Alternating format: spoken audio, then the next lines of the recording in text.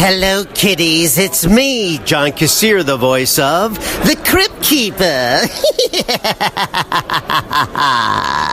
You're listening to Drop the Mic.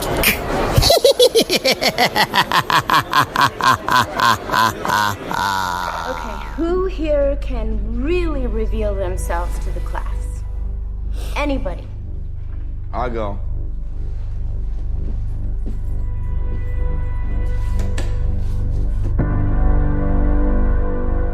Don't talk about me, not to class, not to anybody. Yeah, no, of course. Sharp on time, try not to fall asleep, everybody. Am I hearing an accent? Oh, no, what do you mean? How old are you? No, I'm Greg age. You're 19? Yeah. I just turned 14. Wow, happy birthday.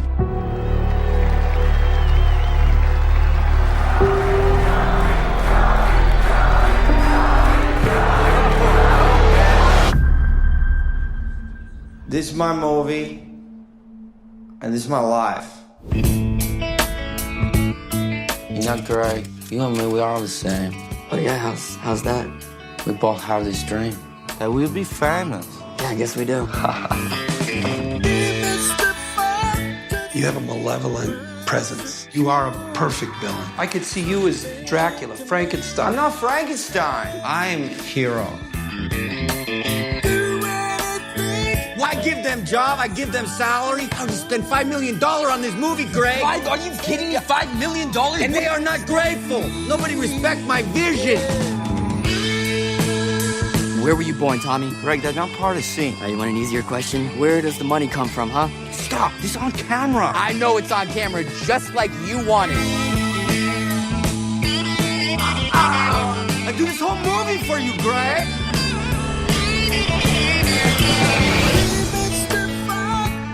Can we just take it again? Try to lose the accent.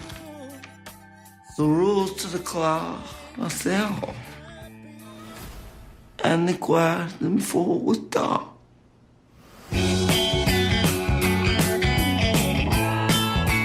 This week we return with our usual format with a movie review for The Disaster Artist. This is episode 171, The Rhythm of the Night. And we are your hosts, Diego Luna, James Marvel Warney, and I, the Swann. This week...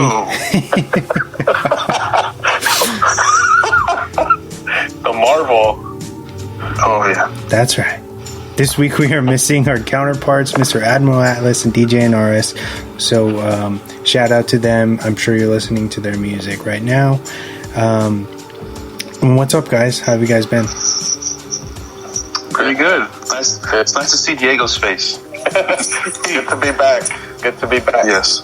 Before we dive into the this meta comedy, let's brush up on some current pop culture news, which we haven't done in about 2 weeks. So here you guys go. Yeah. And now for a special news report, brought to you by Drop the Mic. All right, James, we'll start off with you. Okay, so this news dropped about a week and a half ago, maybe a little bit longer than that, but Evan Peters has officially been cast in WandaVision. Evan Peters, if you don't know who he is, he was in the X-Men franchise, the more recent one. He was playing Quicksilver. Okay. There's no they haven't said who he's going to play in WandaVision, but a lot of people have speculated that maybe he's going to be reprising his role as Quicksilver.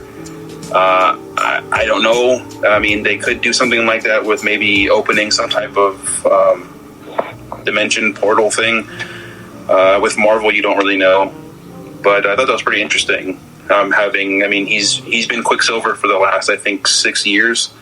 So I'm interested to see what they do with him. He's also a huge name for American Horror Story, right? Yeah, he's in. I think he's been in every single season. He wasn't in the last one that I remember. I think he might have taken a couple seasons off, but I mean he's still there. Okay. Like he comes back every other season. It seems like. Yeah, he's a big part of that series. I know that. Let's see here. All right, so it looks like we talked about Ruby Rose leaving Batwoman. a while ago, and there's some news dropped that she's being replaced with a brand new character.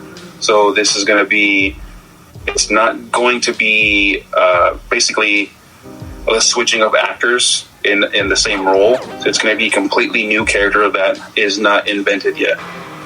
Oh. So that's interesting. Kind of weird. Yeah, it's kind of weird for them to do that.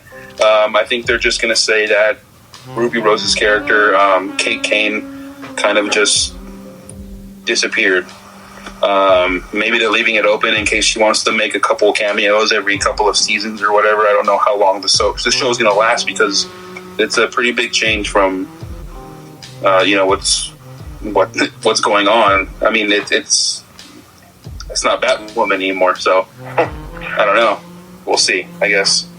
Yeah, maybe Barbara Gordon take over the mantle. That could be it too. And I know, Wes, you had sent me over some news.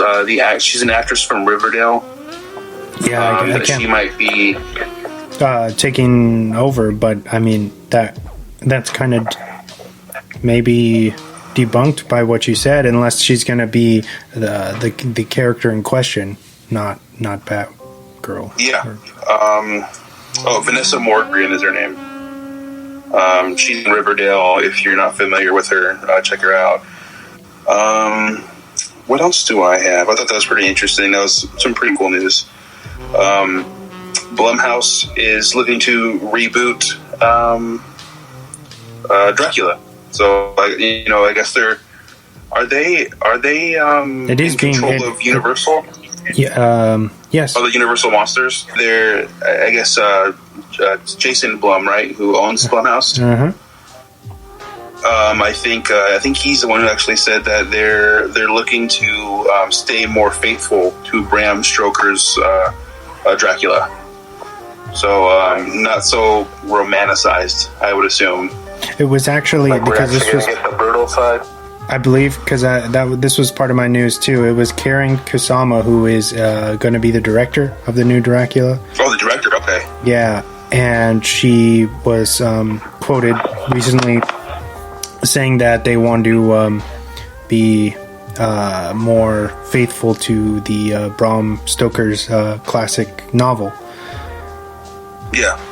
Which would mean she didn't directly say that it's going to be a period piece, but I mean, one can assume, yeah, a faithful adaptation. We're probably looking at something that's like Coppola's 90s film-esque, which would be cool. That's a good movie. Do you think they'll try to tie it in with anything, or do you think they'll just leave it as a standalone?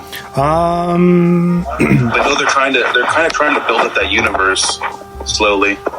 Yeah, so do you think that they're going to try to tie this in with the other monster movies, or try to create like an opening for them?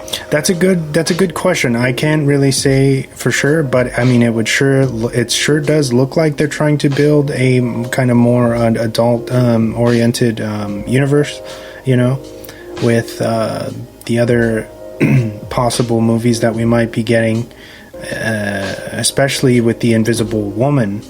That they're trying to. I think Elizabeth Banks wants to direct that. So, I mean, is that one still going to be? Is that going to be related to the Invisible Man? That's the thing. I still haven't seen that one.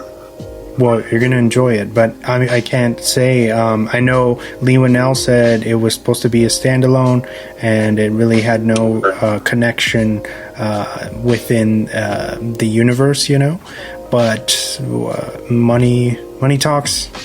More than any one person, so you never know, because we were not supposed to get a Joker 2, but now they're trying to push for Joker 2, so nothing's really off limits at the end of the day, in my opinion. I think they have a really good opportunity if they were to do it. Right? That'd be cool. I hope they can build on that universe. I know they've been trying to do it for a couple of years now. Yeah. It'd be interesting to see what happens there. I have some pretty cool news I thought involved Jake Gyllenhaal. He's going to be starring and producing a live-action version of a graphic novel called Snowblind. Never heard of that graphic novel. I guess it's pretty popular in some circles. But basically, in the graphic novel, the a son unknowingly posts a picture of his dad, who is played by Jake Gyllenhaal, on social media, and he doesn't know this, but him and his family are in like witness protection. Oh, okay. And so we get all these guys trying to come and take out Jake Gyllenhaal, and I guess he was some type of hitman or something like that. But I think it takes place in Alaska, so a sleepy suburb in Alaska is what it says here. I hope it's good. It sounds like it's going to be good. It kind of reminds me of that one movie, A History of Violence. I don't remember what it's called. Yeah, there you go. Yeah. I know it's a history of something. Yeah. Kind of reminds me of that, but we got Jake Gyllenhaal in a cool action movie. Hopefully it's some badass action sequences. That's funny because A History of Violence is a very popular graphic novel too. I wonder if they're inspired by each other at all. Weird. I'd have to take a look and see which one was created first. Maybe they're kind of one of them's playing off of the other, but I mean that's pretty cool. There was some other news that dropped last week, I do believe. Henry Cavill is in talks to come back as Superman. I know that the news has kind of been wishy-washy on if he's coming back or not. Right now, I guess they're currently in talks. But there's currently no plans of a Man of Steel 2 for the foreseeable future. They were talking about having him be more like a Nick Fury type of character who jumps in and out of other movies, like how Nick Fury is used in all the Marvel movies. I mean, I don't really care. I would love for him to get in their movie, but if they can't, I'd rather just see him in doing cameos in other movies. I think that would be fun. What do I have? One more bit of news here. James Gunn is actually teasing. He teased that the Guardians of the Galaxy Volume 4, we could see a whole new cast of superheroes. He kind of, what was it here? He said in terms of Guardians of the Galaxy 3, it's probably going to be his last one, and probably the last Guardians movie with this current team that we're all used to. I don't know if that means some of them are going to die, or they're kind of just going to go their ways and maybe get their own movies. Who knows right now, but I thought that was pretty interesting as well, because I know most people like the Guardians of the Galaxy movies, and I'm a big fan of James Gunn, so it kind of sucks to see him step away after doing the Volume 3, but I think that just means it's going to be that much more better, because he knows it's probably going to be his last one. Yeah, pretty much an epic trilogy. That'd be cool. Yeah, that'd be cool. That's it for my news. I had some. AMC theaters are opening. Well, mostly all theaters are opening up early to mid-July. So, Regal. I got an email from Regal actually today stating that they're opening up their theater July 10th. So, okay. Maybe there's select small theaters that are opening up for Father's Day this weekend. I mean, that could be possible. I don't really know or regulations for California. Too much of that the regulations. It might be different because every state's different. I don't know. Hopefully they open up pretty soon. Even counties, because I was beer tending on last Friday. Some guys in LA told me that all the bars were already open up in LA. Oh wow! Which it's terrible because they have a really serious fucking rat problem up there. Yeah. Like I was told that they hadn't picked up trash in like about a month, dude. Holy crap! So they had like a huge rat problem down there. Oh wow, that's crazy. I know there's a big surge of COVID positive tests right now. Yeah. But a lot of people have said that it's because they're doing twice as many tests now that are available for people. That could be the case, but still be safe and wash your hands and don't touch your face while you're in public. Yeah. definitely.